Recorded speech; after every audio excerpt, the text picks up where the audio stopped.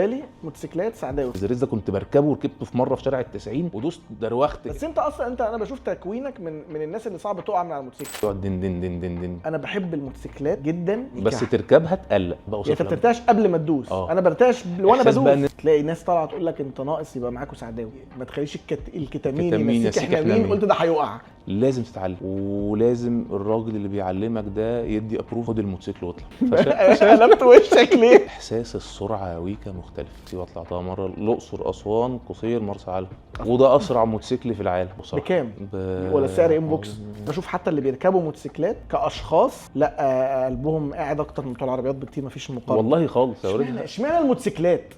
ليه مش العربيات بقى زي الموتوسيكلات؟ اشمعنى؟ اشرح لي بقى.